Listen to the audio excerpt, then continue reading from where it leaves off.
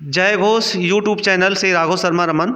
मैं गाजीपुरी गाजीपुर के बड़ा महादेवा स्थित भगवान सिद्धेश्वर नाथ के मंदिर में उपस्थित हुआ हूँ। गोरा बाजार के अंतर्गत आता है। साथियों, ये भव्य और विशाल तथा प्राचीन मंदिर आप देख रहे हैं, कैमरा से फोटो आपको दिखाया जा रहा है।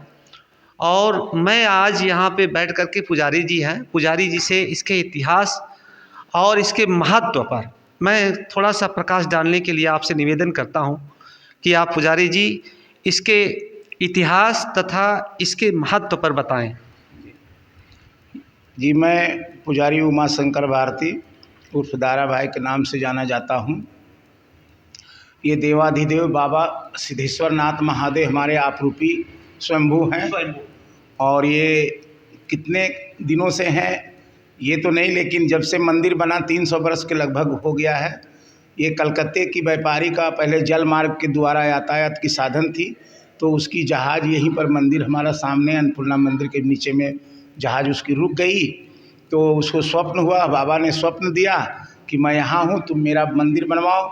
तो वही कलकत्ते के व्यापारी ने इस मंदिर को बनवाया है और तब से पूजा पाठ हमारे पूर्वज से चला रहा है। रख रखाव हमारी ये सर्वकार है, ये ट्रस्टी नहीं। हमारे हम लोग 10 नाम गोस्वामी परिवार मंदिर में, शिव मंदिर में गोसाई होते हैं।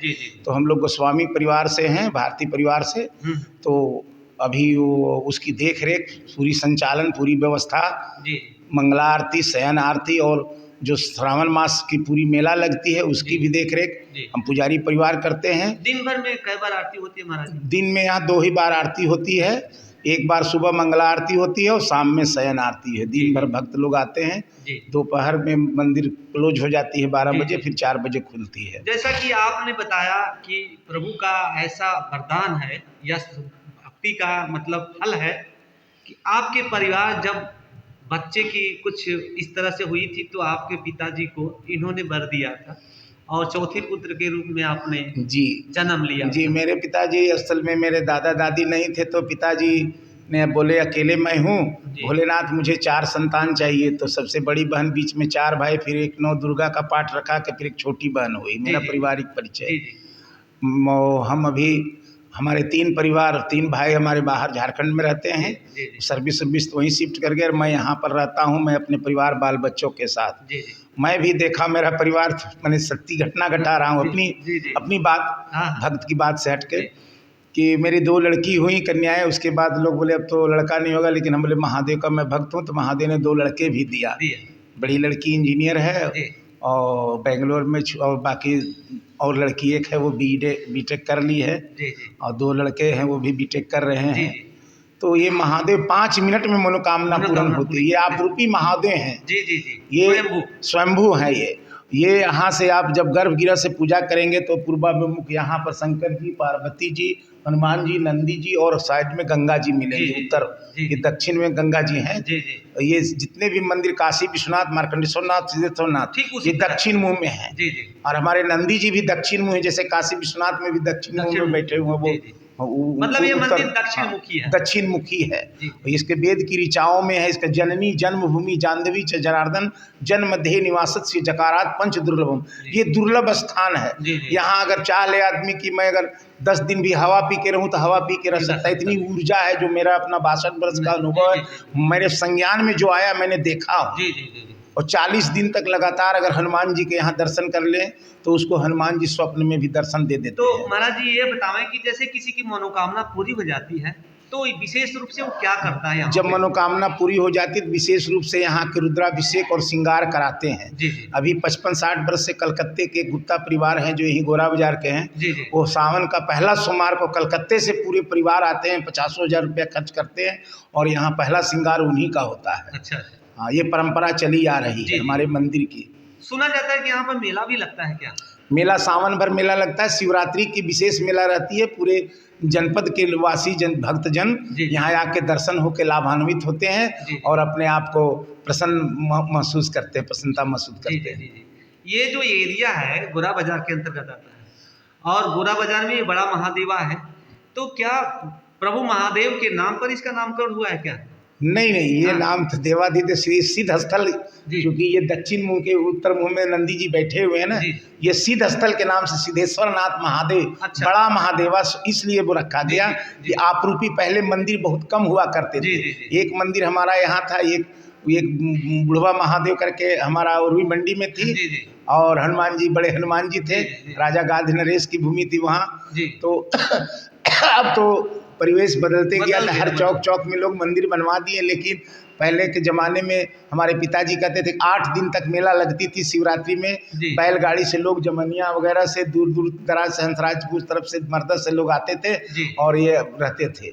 अब थोड़ी परिवेश है कि थोड़ी जमीन बिक गई है। तो ये चीज मैं पूछना चाहूँगा कि हिंदू धर्म में 3 संप्रदाय, वैष्णव, शैव और शाक्त, तो यहाँ पे साउथ में वैष्णव वाले लोग हैं और शैव माने शिव की पूजा करने वाले उत्तर भारत में ये लोग हैं, और शक्ति की पूजा करने वाले लोग बंगाल में हैं।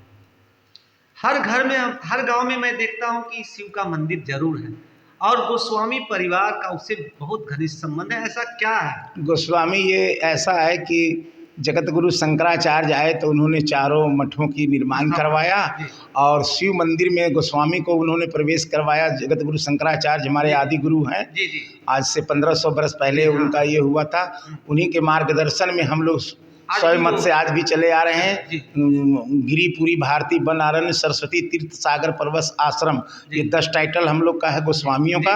गिरी पहाड़ों में रह के वंदना करेंगे, भारती भ्रमण करके लोगों को धर्म की बात बताएंगे और धर्म से जोड़ेंगे। हमारा सनातन धर्म बहुत पुराना धर्म है, आदिकाल से चला रहा है। टाइटलों के हिसाब से आप बताओ, जैसे कहें गिरी लोग पहाड़ पर करेंगे, भारती लोग पूरे भारत में भ्रमण करके करेंगे, और कौन सा बताएं? सरस्वती है बीना वादन करके, मैंने संगीत के माध्यम से धर्म की चर्चा, केवल शिव की चर्चा। जितने शिव उतने जीव, मानुष मानुष एक है, मानुष में क्या भेद, यही मानुष देव है, यही मानुष है प्रेत। अब उसको प्रूफ दैट आज तक कोर्ट के हिसाब से साबित करो कि वह व्यक्ति जो दूसरे के लिए जीता हो वो देवता के समान, वह व्यक्ति जो केवल अपने लिए जीता हो मनुष्य, और वह व्यक्ति जो दूसरे के जीवन में बाधा डालता हो वो राक्षस।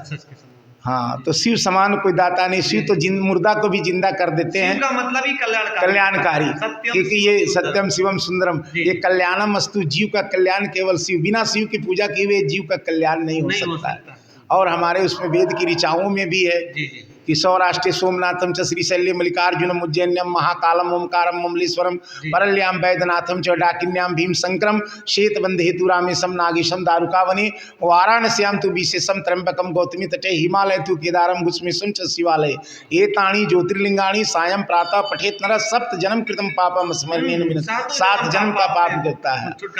हनुमान जी हमारे 12 ज्योतिर्लिंग में 11 रुद्र हमारे हैं, और 11 रुद्रानी भी उनके साथ है। ओम जयंती, मंगला काली, भद्रकाली, कपालिनी, दुर्गा, क्षमा, शिवा, धात्री, स्वाहा, स्वाधा, नमस्तुते, ये रुद्र के साथ रुद्रानी का समन्वय है। हाँ, और हमारे बजरंग बली तो अटूट हैं, वो तो हर जगह उनकी मृत्यु भुवन में, और हाँ संकट मोचन है। तो साथियों, हम जो है बड़ा महादेवा स्थित ये प्रभु शिव के मंदिर में उपस्थित हुए हैं। हमारे साथ पुजारी जी हैं। मैं छायाकार महोदय से निवेदन करूंगा ये सारा जो है अच्छे से ले लें, और ये जो हम लोग आए हुए हैं एज ए भक्त, और यहाँ के जो गोस्वामी जी हैं या भारती जी हैं जो संरक्षक हैं, यहाँ के पुजारी हैं, इन्होंने बहुत सारी इतिहास की बताई और धर्म से जुड़ी हुई बातें बताई, कुछ श्लोक भी आपने सुनाया। इसलिए आप सभी लोग आइए, दर्शन करिए, अपनी मनोकामना पूरी करिए। ओम नमः शिवाय।